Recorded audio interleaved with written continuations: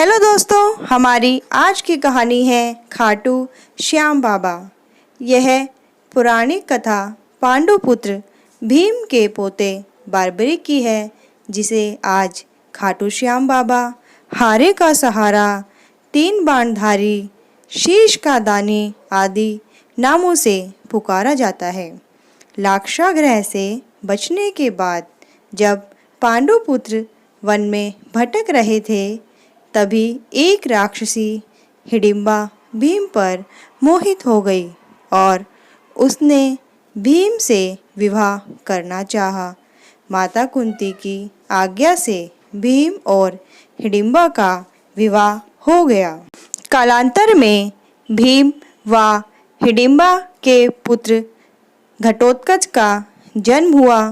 घटोत्कच का विवाह राक्षस मूर की पुत्री मौरवी से हुआ और उनके यहाँ एक बालक ने जन्म लिया, जिसके सर पर बाल होने के कारण उसका नाम बारबरिक रखा गया।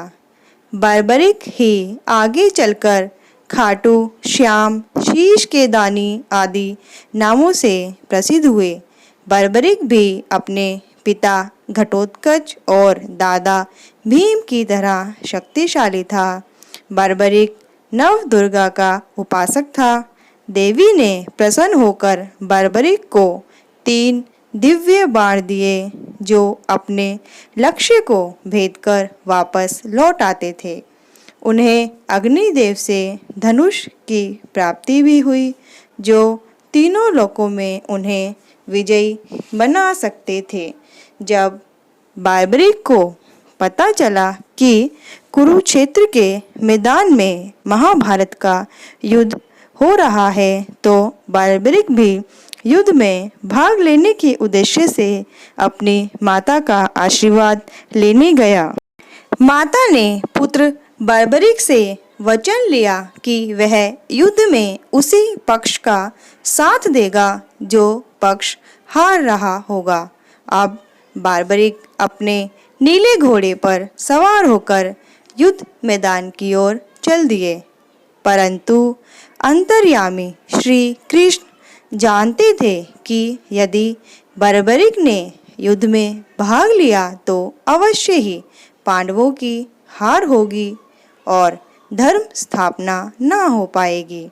बारबरिक को रोकने के लिए श्री कृष्ण गरीब ब्राह्मण बनकर बारबरिक के सामने आए। ब्राह्मण रूपी कृष्ण ने बारबरिक से अनजान बनते हुए पूछा कि तुम कौन हो और कुरुक्षेत्र क्यों जा रहे हो? बारबरिक बोले, हे ब्राह्मण, मैं एक दानी योद्धा हूँ और अपने एक बाण से ही पूरे महाभारत युद्ध का निर्णय कर सकता हूँ। मेरी माँ ने मुझे कहा है कि मैं उस पक्ष का साथ दूं जो हार रहा हो, अतः मैं हारने वाले पक्ष की सहायता करने जा रहा हूँ। ब्राह्मण बोले, मैं कैसे मान लूँ कि तुम्हारे बाण में इतनी शक्ति है कि तुम संपूर्ण युद्ध का निर्णय कर लोगे? बारबरिक ने अपनी शक्ति का उदाहरण देने के लिए अपना एक बाण पास के एक पीपल के वृक्ष पर चलाया, जिससे पीपल के सारे पत्तों में छेद हो गया।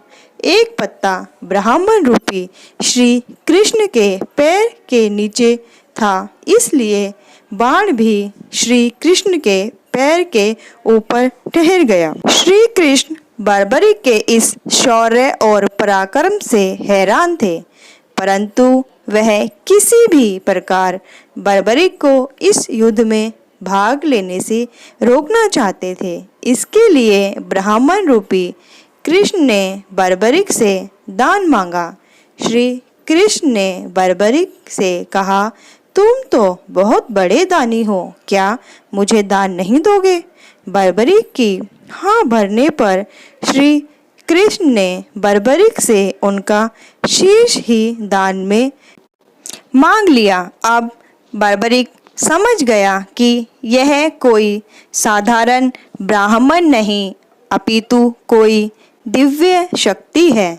बार्बरिक बोले, मैंने वचन दिया है तो मैं अवश्य ही अपने वचन का पालन करूंगा, परंतु आप कृपया अपने वास्तविक रूप में आए।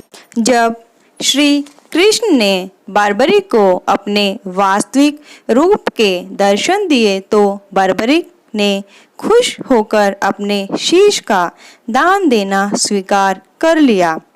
रात भर भजन पूजन कर फाल्गुन शुक्ल की द्वादशी को स्नान पूजा करके बार्बरिक ने अपना शीश अपने हाथों से श्री कृष्ण को दान कर दिया। शीश दान देने से पहले बार्बरिक ने कृष्ण से आग्रह किया कि वो महाभारत के इस युद्ध को साक्षात रूप से देखना चाहता है।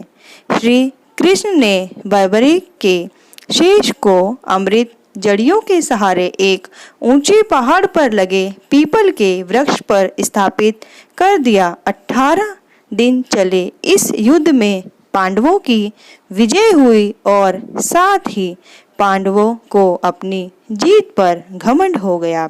तब श्री कृष्ण सभी पांडवों को लेकर उस स्थान पर पहुँचे जहाँ बार्बरिक का सिर स्थापित था।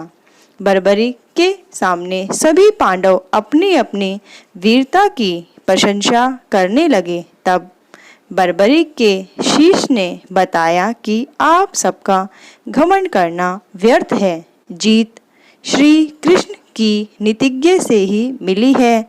मुझे तो पूरी युद्ध भूमि में श्री कृष्ण का सुदर्शन चक्र ही दिख रहा था, जिससे कटे हुए वृक्ष की तरह योद्धा रणभूमि में गिर रहे थे। द्रौपदी महाकाली के रूप में सबका रक्तपान कर रही थी। इसके बाद बार्बरिक चुप हो गए और आकाश से फूलों की वर्षा होने लगी। तब भगवान श्री कृष्ण ने प्रसन्न होकर बार्बरिक को वरदान दिया कि तुम कलयुग में मेरे श्याम नाम से पूजे जाओगे। लोग तुम्हें हारे का सहारा के नाम से भी जानेंगे। उनका शीश खाटू नगर राजस्थान में दफनाया गया, इसलिए उन्हें खाटू श्याम बाबा कहा जाता है। एक गाय प्रतिदिन स्वतः ही उस स्थान पर अपने स्तनों से दूध धारा बहा रही थी। बाद में खुदाई के बाद बाबा का शीश प्रकट हुआ, जिसे कुछ दिनों के लिए एक ब्राह्मण को सौंप दिया। एक बार खाटू नगर के राजा को सौंपन आया कि वह उस शीश को एक मंदिर का निर्माण कर उसमें स्थापित करवा दें। कार्तिक माह की एकादशी को शीश मंदिर में सुशोभित किया गया, जिसे बाबा श्याम के जन्मदिन के रूप में मनाया जाता है। वर्तमान में श्री खाटू श्याम जी का मंदिर भारत देश के राजस्थान राज्य के सीकर जिले में है। ऐसा माना जाता है कि जो सच्चे मन से बाबा से प्रार्थना करता है, बाबा उनकी सभी मनोकामना पूर्ण करते हैं। जब व्यक्ति दर दर भटक कर हार जाता है तो उस हारे का सहारा बाबा खाटू श्याम जी बनते हैं और उसकी मनोकामना पूर्ण करते हैं। जय श्री श्याम। तो दोस्तों, अगर आपको हमारी कहानी पसंद आती है तो कमेंट बॉक्स में अपनी प्रतिक्रिया अवश्य दें। जय श्री श्याम।